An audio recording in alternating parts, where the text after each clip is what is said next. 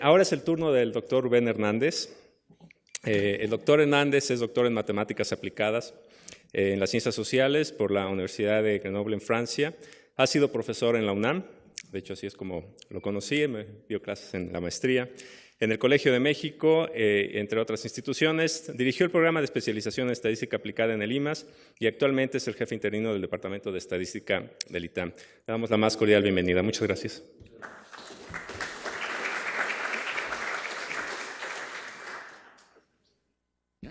Bueno, pues comienzo y espero respetar la cronología de este asunto y agradeciendo, por supuesto, a los organizadores, particularmente a Eduardo, a Patti, pues que me tomaron en cuenta para este muy sentido reconocimiento que estamos haciendo a Raúl. Voy a leer un texto e iré, en la medida del tiempo, haciendo algunos ajustes, dado que José, que se acaba de ir, bueno, pues ya mencionó algunos de los más importantes y sin duda más entrañables momentos que he compartido con Raúl, que han sido muchos. Entonces, el reto que se me ha planteado pues con esta invitación pues es complicado, no solamente porque llevamos nada más 43 años de conocernos Raúl y yo. Son los primeros 43 que de sus primeros 60 ya representan algo que tal vez sea significativo. No voy a insistir en describir las características personales y que todo mundo conocemos acerca de su muy buen sentido del humor, su enorme generosidad, su ingenio presto, vivo, travieso, su curiosidad, sus fobias, que también son algunas cuantas, y sus diversas manías coleccionadoras. Sabrán que es un coleccionador de discos, de libros viejos, de matemáticas, creo que ahora jirafas, ¿verdad? Bueno, de peluche. Bueno, que todos hemos conocido y, ¿por qué no decirlo también? A veces hemos padecido de sus humores, si lo puedo decir así. Por otro lado, una gran parte de este auditorio ha vivido de cerca muchas más horas, al menos en los tiempos recientes, con él, que yo.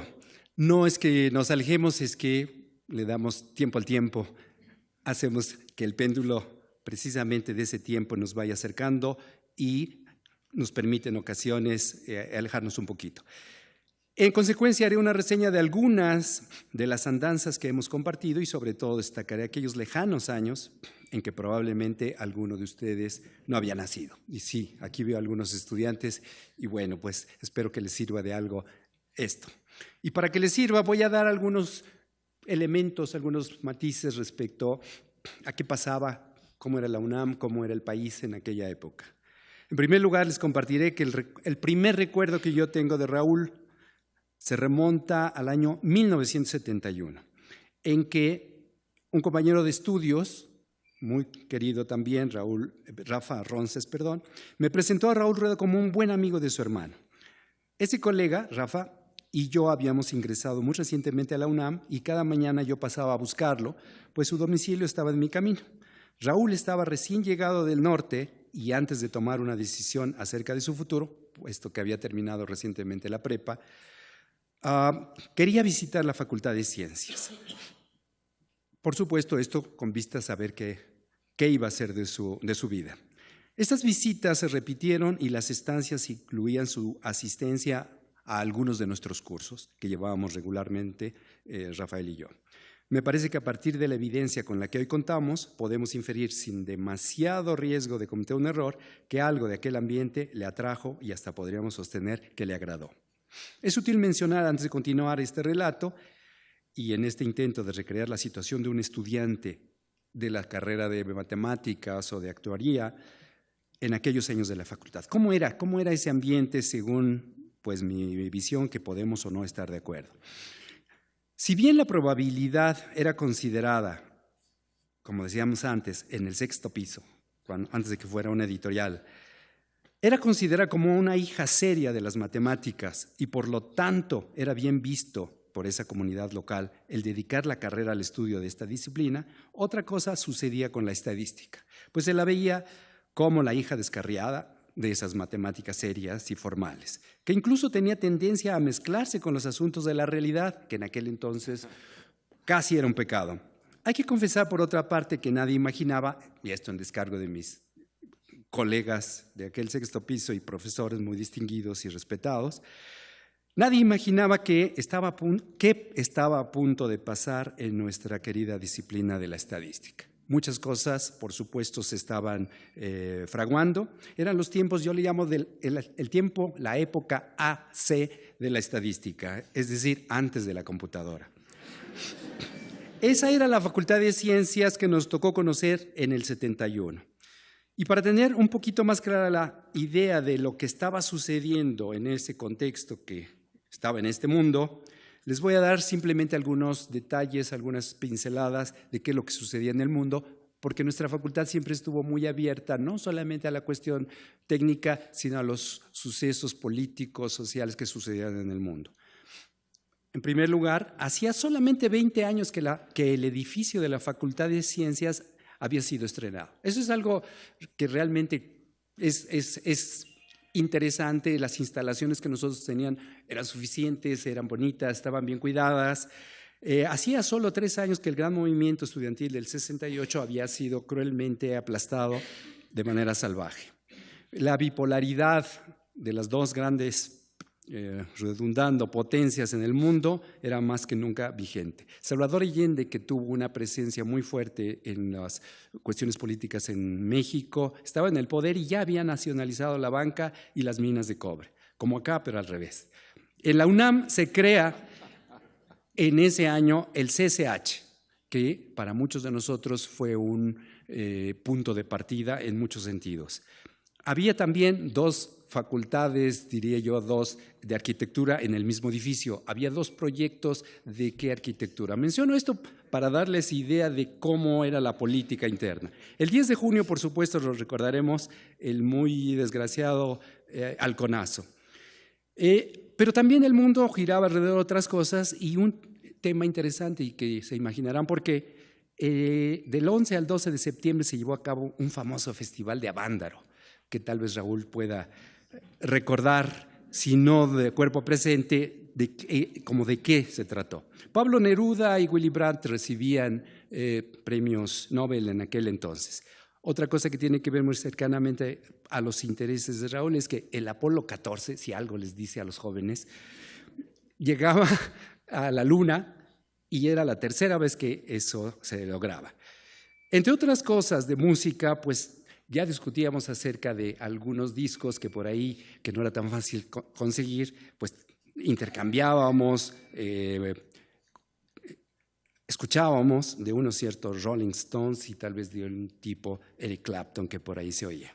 En México, la Cámara de Senadores, no me lo van a creer, pero todos eran de un solo partido y todos del mismo género.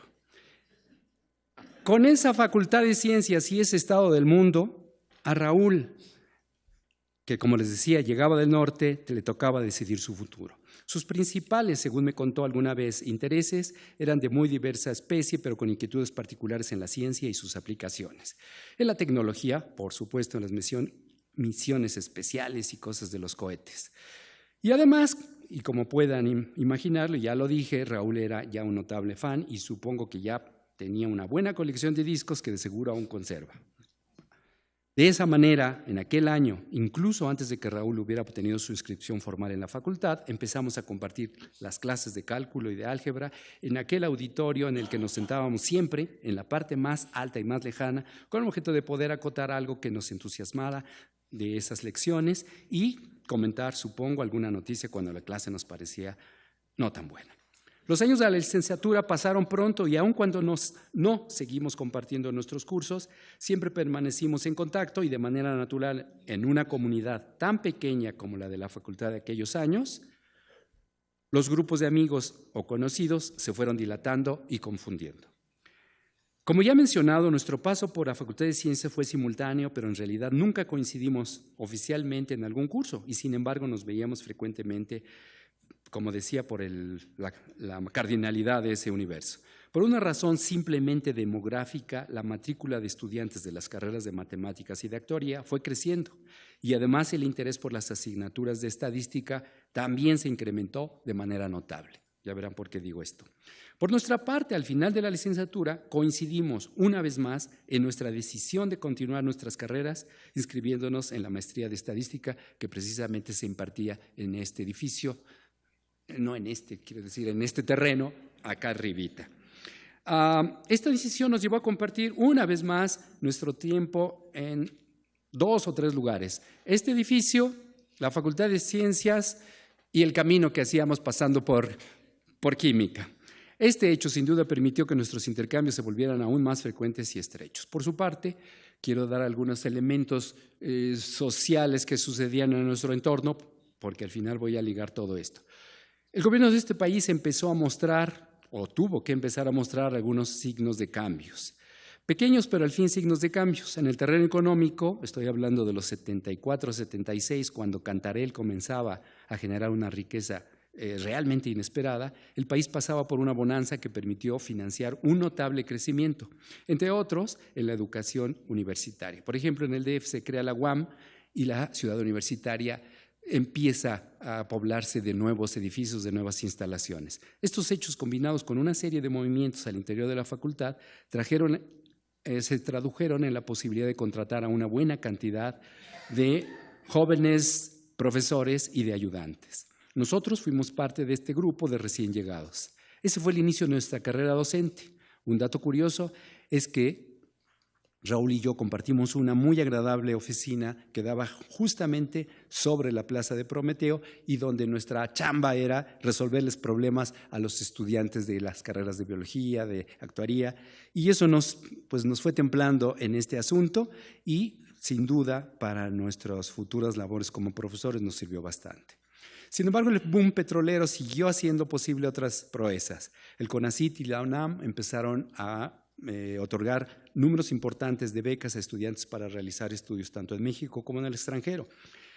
En nuestra facultad entonces se pudo mudar a un enorme edificio, feo, pero que se hizo según los deseos, ideales e incluso caprichos de la comunidad académica y estudiantil. Una de esas novedades fue la creación de algo que se llamó el Laboratorio de Estadística, en el que, según la idea original, se daría apoyo en esta área a los colegas, tanto profesores, estudiantes, investigadores y aún no solamente de ciencias, sino de otras facultades. Alrededor de este laboratorio y del grupo de profesores y ayudantes que ya en esa época andábamos por allí, y me voy a dar solamente algunos nombres de los que en este momento estoy recordando: Francisco Aranda, por supuesto, que desafortunadamente falleció, Gustavo Valencia, Margarita, Betty, Begoña, Manuel, José, Raúl y yo, Rafa, impartiendo cursos y proponiendo soluciones prácticas a problemas reales. Vale la pena mencionar que de aquel laboratorio, como una gran novedad, y ojo, contaba nada menos que con su propia computadora para realizar labores tremendas como evaluar el estimador de una regresión lineal simple en menos de 1 minuto. Aquellos tiempos ajetreados nos permitieron o incluso nos obligaban a compartir no solo esas actividades de estudio, docencia y de consulta, sino también cada día fuimos viviendo muchas historias y hasta aventuras que nos pasaban. Es donde más cuestiones había. Nos pasábamos de esas aventuras a largas conversaciones sobre la vida, sobre las matemáticas y también el rock y el blues que seguíamos admirando, y ya los Rolling Stones ya también se estaban haciendo viejos. Eric Clapton eran aún vigentes, incluso alguna cuestión de política nacional. Me voy a referir ahora a un par de anécdotas que no porque sean las mejores, sino son las que creo que son más brevemente transmitibles y que se refieren a 2 cuestiones. 1, Raúl y la hora de la comida. La decisión cotidiana, puesto que en la propia facultad no teníamos esa posibilidad, la decisión cotidiana de dónde ir a comer no siempre era simple, pues dependía tanto del tamaño de la banda como de cuántos autos disponibles había ese día.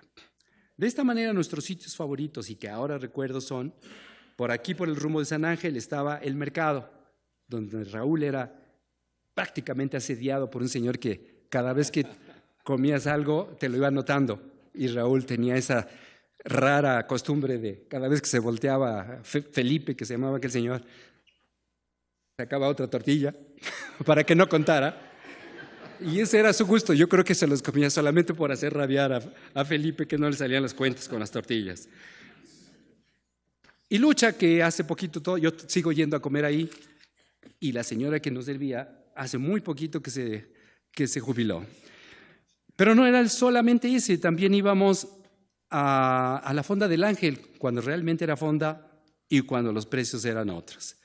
Ese era un lugar muy, muy visitado por nosotros porque pues, es un lugar muy bonito, el jardín, y ahora ya cambió de giro.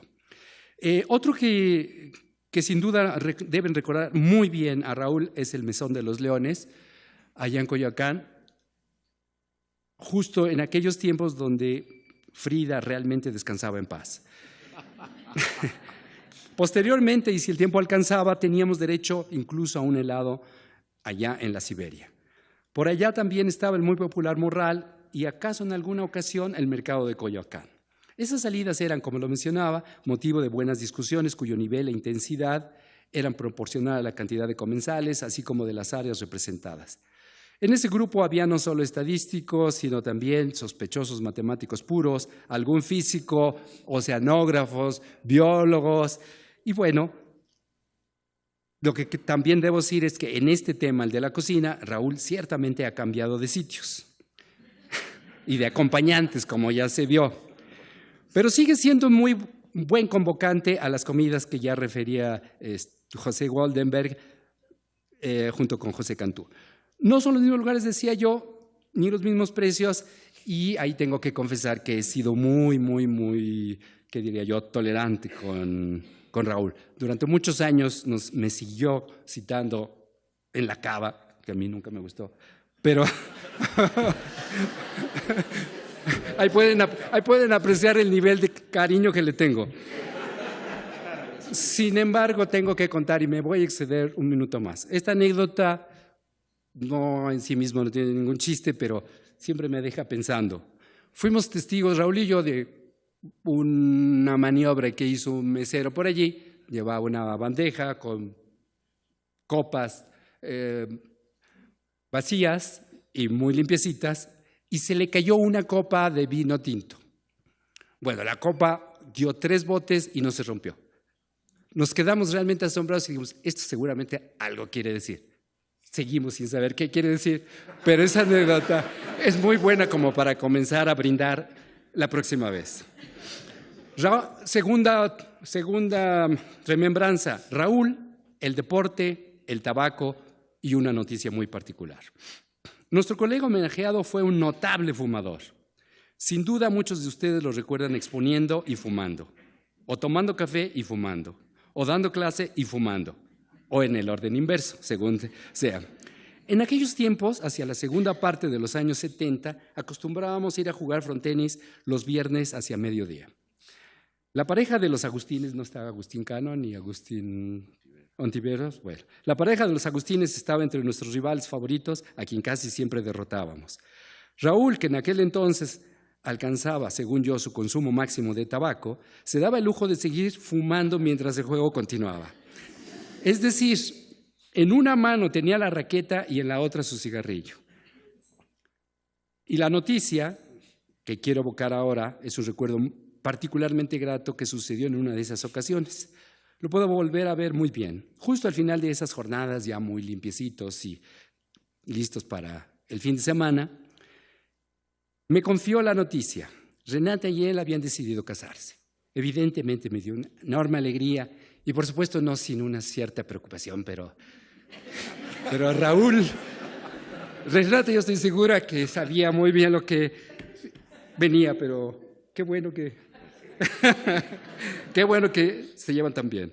Poco tiempo después de estas cuestiones salí yo de México y volví casi 5 años después. De retorno en mi nuevo viejo país, Despertando de la farra petrolera y de las devaluaciones sucesivas, me encontré que la Facultad de Ciencias estaba dividida exactamente a la mitad. Cada una de estas partes con su propio proyecto académico, 2 jefes de departamento de matemáticas, pero para mi desgracia, ninguno de ellos me podía contratar de acuerdo al tipo de beca que me había sido otorgado por la UNAM. Y aún peor, una sola dirección incapaz de administrar ese caos. El azar, una vez más, me reservaba una sorpresa. Pasar un año de exilio inesperado, interesantísimo y divertido en el área de estadística de la UAM Iztapalapa, cuyo jefe había sido nombrado recientemente. Supongo que ya habrán acertado. Raúl era precisamente el jefe de aquel departamento y me abrió las puertas y me puso en contacto con estudiantes de las áreas sociales y biológicas que para mi particular carrera resultó de mucho interés. Y no solo eso, de manera fortuita encontré vivienda a unos cuantos metros de donde Raúl y Renata vivían. Otro elemento adicional que nos permitió retomar esa ya no tan reciente cercanía. Finalmente volví a la UNAM, a la Facultad de Ciencias. Raúl se incorporó como investigador en el IMAS, posteriormente se doctoró. Esta historia habría de continuar y habríamos de compartir algunas aventuras más, que ya no voy a insistir porque se me acabó el tiempo y porque ya se han referido a lo del asunto de los comités. Realmente fueron experiencias muy interesantes. Solo quiero decir que Pepe Woldenberg sigue siendo un político y no contó algunas cuestiones que yo sí les voy a contar alguna. En efecto, lo que decía Pepe es que Raúl en ocasiones, ¿cómo decirlo?, se bajaba de la nube y explicaba de la mejor manera a los señores políticos de los partidos. Y cuando no iba más remedio, Raúl con su vocesota los aplacaba. De plano los paraba y hay una frase muy interesante que no era nuestra, pero que la hicimos nuestra, que alguien le pedía que repitiera el argumento. Se repetía el argumento y una vez más estos representantes decían, bueno, es que los puedes repetir. Y la salida era, bueno, yo te lo puedo repetir tantas veces, pero no te garantizo que lo vas a entender en alguna de esas cuando n tiende a infinito. En esos trabajos que fueron muy apreciados y por supuesto muy acertados, Raúl pues tuvo un equipo muy bueno. Estaba Pati, estaba Salvador, Emilio también los acompañó. Finalmente, para terminar, en estos últimos meses estamos compartiendo Raúl y yo otra experiencia que no solo es nueva, sino prácticamente inesperada e igualmente grata. Por razones que sí vienen al caso, pero que ya no tengo tiempo de detallar, de lunes a jueves, nunca en viernes, con una probabilidad mayor que 0.7, compartimos un café, un muy buen café frente al ITAM. Es el espacio actual de la charla cuasi diaria en este año sabático que Raúl está pasando y que estamos disfrutando en el Departamento de Estadística. Nuestras conversaciones suelen ser sobre un tema de la historia de la estadística que por ahí estamos trabajando, o de las noticias del día, o volvemos después de 40 y tantos años a hablar acerca de la bipolaridad del mundo, de las matanzas en nuestro país, de los asuntos de la Cámara de Senadores y ahora sí de senadoras, de las estaciones espaciales. Es decir, nuestros temas se refieren, como siempre, a ese mundo cotidiano de los cambios en nuestro entorno.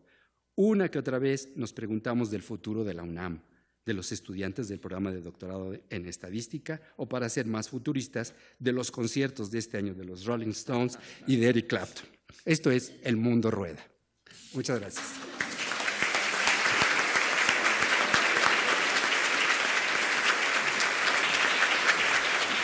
Muchísimas gracias, Rubén, por tus palabras.